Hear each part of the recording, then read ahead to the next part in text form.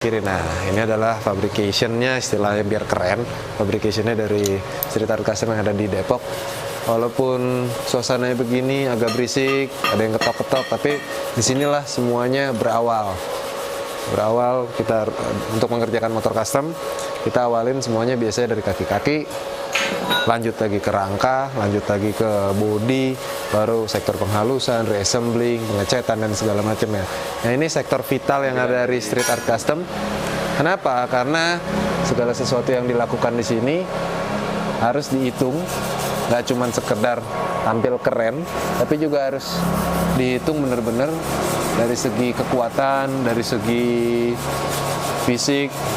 Karena besi itu, pelat dan besi itu ada ukurannya yang nggak bisa main-main ya Pak? Ya, harus memperhitungkan beban. Betul, karena ada titik memperhitungkan beban, memperhitungkan beban, setelah itu kan ditambah ada bantingan dan segala macam gitu kan.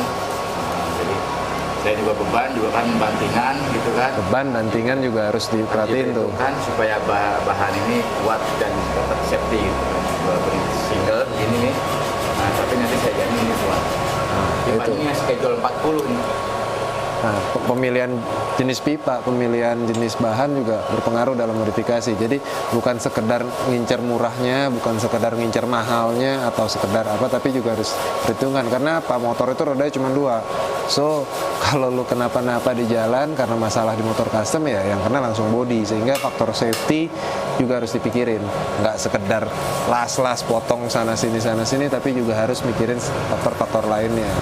Gitu. Nah, ini ada satu motor Honda Tiger yang lagi kita kerjain dengan rangkanya yang agak-agak sedikit nyeleneh.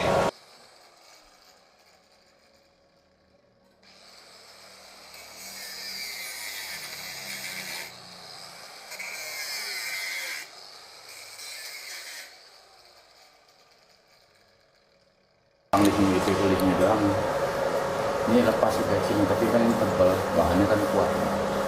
Nah, ini lagi proses ngurusin rangka nih, belum dilas tapi masih diukur dari segi kekuatannya. Alat tulangan di sini ya. Dari segi kekuatannya. Ini sini ada tulang lagi sini.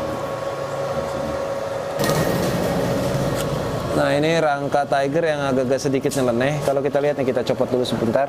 Ya. Ah. Ini dibuka dulu semua nanti kita bisa dilihat rangkanya agak-agak sedikit nyeleneh. Ini belum jelas. Itu belum jelas, itu baru dites dulu. Ini adalah rangka belakang yang dibikin untuk nopang duduknya jok dari motor ini. Motor ini rencananya direncanain menjadi konsepnya cafe racer. Nah, rencananya kayak gini. Nah, ini masuk ini. Ada shock nih. Itu ada ngepen, shock pen. Jadi dia tujuannya untuk memperkuat lagi. Kemudian di sini juga nanti akan dilas.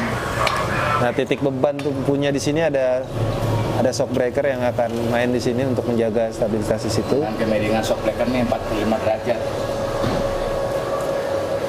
Kurang lebih konsepnya seperti itu. Agak-agak sedikit nyeleneh tapi kita berani jamin dan berani garansi kalau ini kuat. Kenapa? Karena udah kita pikirin konstruksinya, direkayasa dulu sebelumnya, diuji coba dulu sebelumnya, baru kita eksekusi.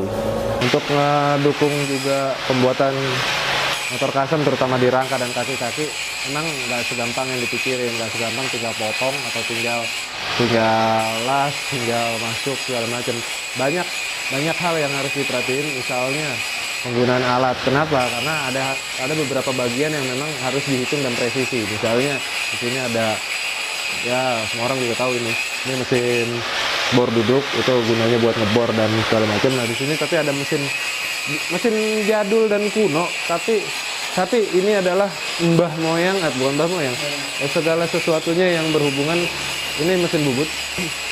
Mesin bubut ini nggak bisa sembarangan orang juga yang mengoperasikan. Salah-salah mesinnya yang rusak, barangnya nggak jadi. Ini mesin ini bekerjanya adalah objek bendanya yang bergerak, memutar, circular.